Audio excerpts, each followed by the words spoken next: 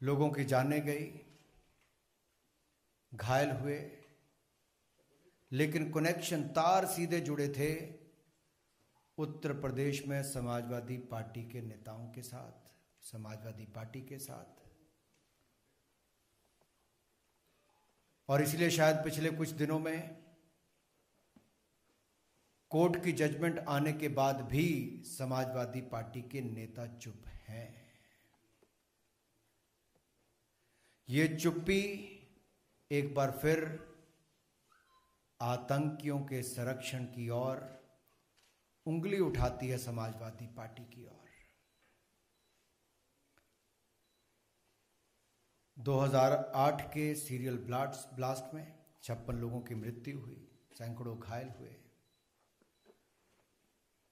न्यायालय की हाल ही में आई जजमेंट का हम स्वागत करते हैं, भारतीय जनता पार्टी स्वागत करती है, जिसमें 49 लोगों के खिलाफ सजा सुनाई गई।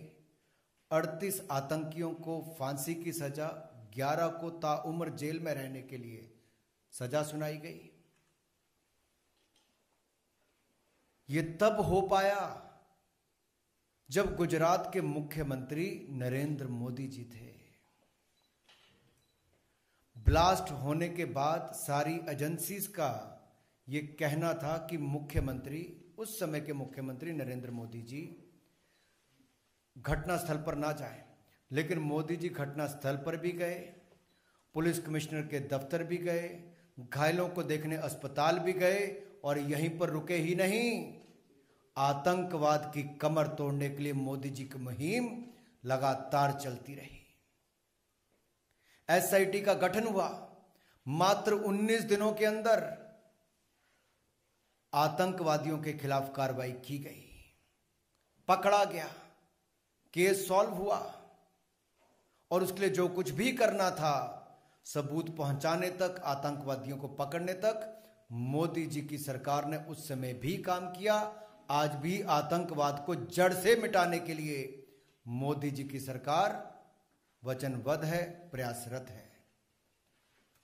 और मैं कहना चाहता हूं इस पर, सिमी हो, इंडियन मुजाहिदीन हो, इनकी कमर तोड़ने का काम किया है तो नरेंद्र मोदी जी ने किया है। उन आतंकवादी हमलों में भी, सीरियल ब्लास्ट में भी, एजेंसीज की रिपोर्ट उस समय की भी है कि उस समय के गुजरात के मुख्यमंत्री नरेंद्र मोदी जी पर हमला करने की प्लानिंग भी थी। सवाल यह खड़ा होता है कि इसका सपा कनेक्शन कहां से आता है। मैं आपके सामने रखना चाहता हूं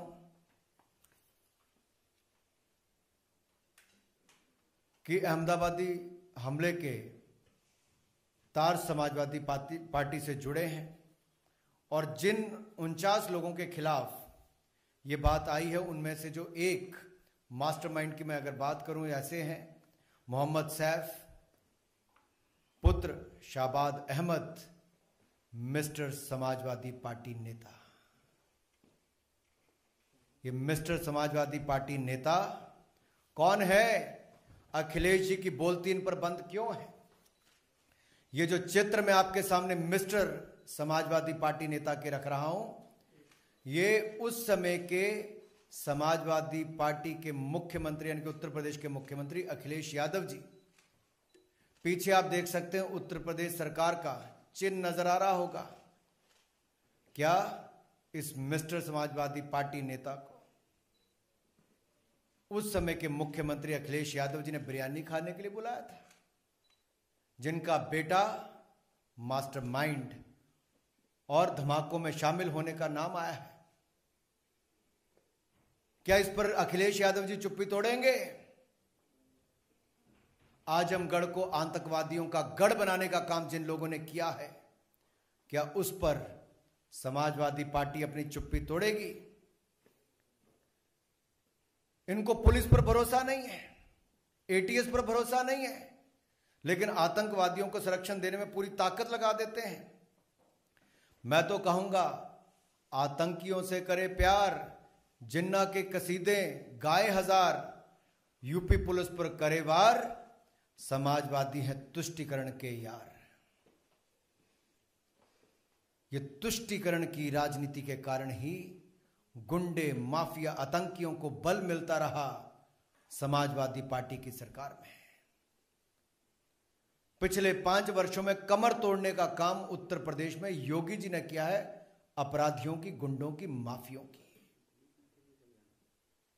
आपने भाषा देखी होगी अखिलेश जी की, ए पुलिस वालों, ए पुलिस वालों, कैसे बोला क्या?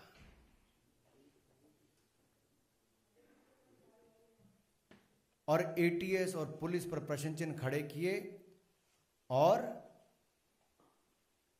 उनकी जांच पर भी प्रश्न चिन्ह खड़ा करते हैं। मैं तो 2 बातें आपके सामने और रखना चाहता हूं कि अखिलेश ने ठाना है आतंकियों को बचाना है। ये कब ठान लिया था? 2012 के उत्तर प्रदेश के चुनाव से पहले समाजवादी पार्टी के मैनिफेस्टो में सीधे सीधे लिखा था। और सीधे जो लिखा था वो क्या लिखा था कि मुस्लिम युवाओं के खिलाफ आतंकवादी जो चार्जेस हैं आतंकवाद के, उसको वापस लेंगे। 2012 में समाजवादी पार्टी के मैनिफेस्टो में कहा गया। और 2013 में सत्ता में आने के बाद अखिलेश जी ने, लेकिन उससे पहले क्या कहा मैं एक बार आपको पढ़ के बता दूं। 2012 के मैनिफेस्टो में समाजवादी पार्टी देश की पहली ऐसी पार्टी थी, कोई पॉलिटिकल पार्टी की, जिसने मैनिफेस्टो में वायदा किया था कि मुस्लिम युवाओं को टेरर चार्ज को छोड़ दिया जाएगा, वापस लेने की बात कही थी। और क्या कहा था कि जिन लोगों ने ये चार्जेस लगाए हैं ऐसे पुलिस वालों के खिलाफ सपा की सरकार कार्रवाई करेगी। यानी कि पुलिस वालों के खिलाफ कार्रवाई और आतंकवाद को बढ़ावा देने को छुट्टी देने की बात अखिलेश जी उस समय करते थे। और जैसे सत्ता में आए 2013 में चार्जेस ड्रॉप कर दिए, कोर्ट चले गए, जांच नहीं की अखिलेश जी की सरकार ने, सीधा कोर्ट में जाके चार्जेस ड्रॉप करने की बात कही। कोर्ट ने उसका संज्ञान लिया,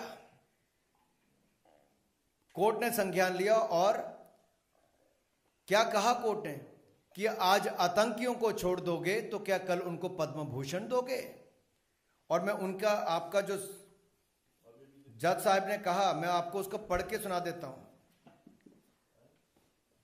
जो बेंच था जस्टिस आर.के. अग्रवाल जी का और जस्टिस R.S.R. मौर्य जी का, I like to quote, I quote, today you are withdrawing cases against them, tomorrow will you give them Padma Bhushan, I unquote.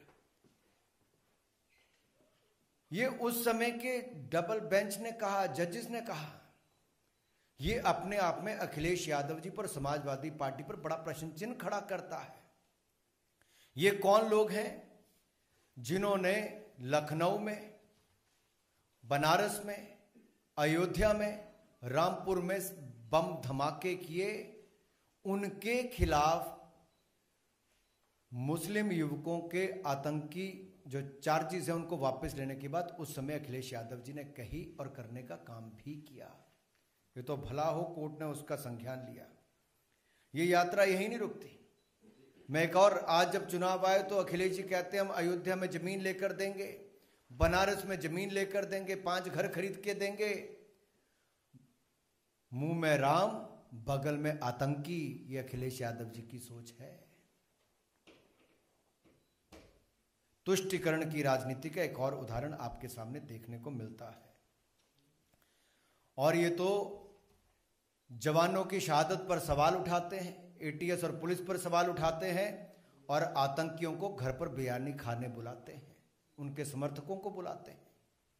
मैंने फोटो भी आपको दिखाई, क्या हाल है। इसलिए तो मोदी जी कहते हैं लाल टोपी मतलब रेड अलर्ट। ये लाल टोपी रेड अलर्ट है, और इससे बड़ा अलर्ट उत्तर प्रदेश के लिए और क्या होगा। चुनाव के समय उत्तर प्रदेश की जनता को यह तय करना होगा और ये निर्णय भी करना है कि ये समाजवादी नहीं, समाज विरोधी हैं।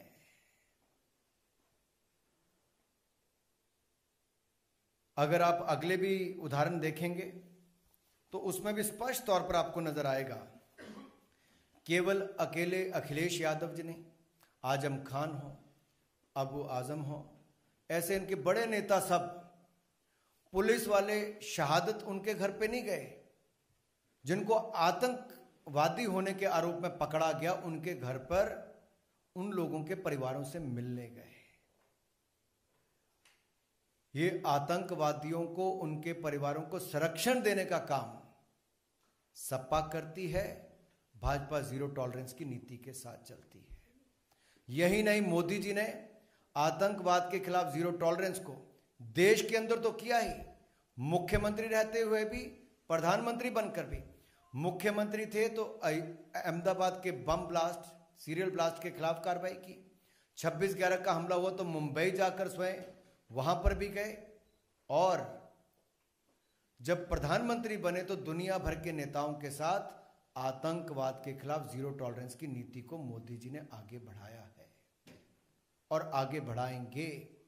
पिछले 7 वर्षों में देखिए, सैकड़ों आतंकवादियों को मार गिराया। आतंकवादी हमलों को यहां पर अंजाम नहीं देने दिया है। ये भाजपा का जीरो टॉलरेंस आतंकवाद के खिलाफ है।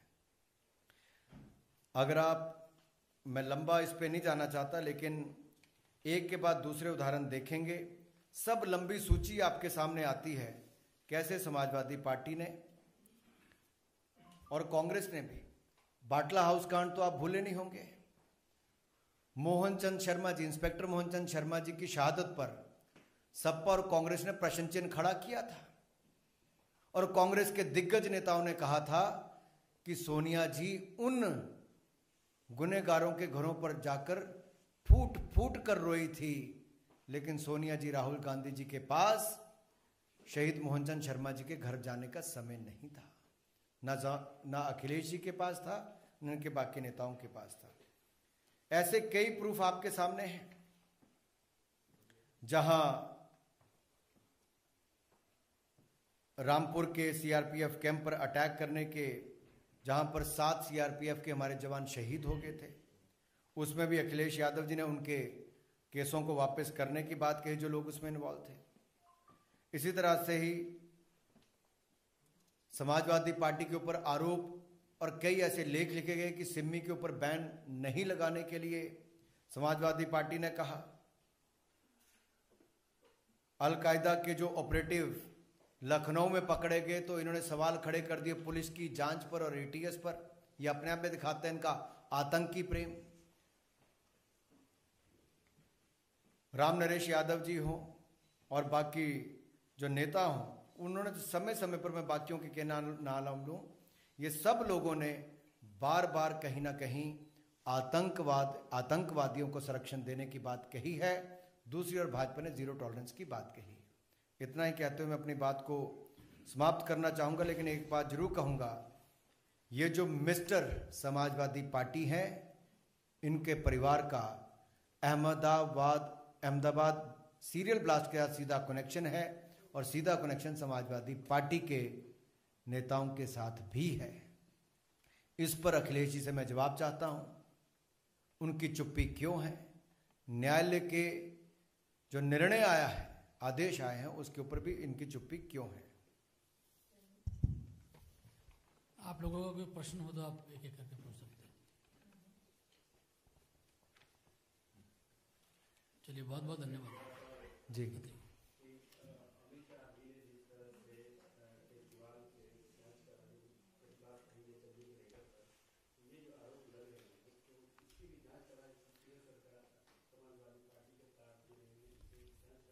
देखिए, शायद तीसरी कड़ी में बोलना भूल गया था, आपने बताया है।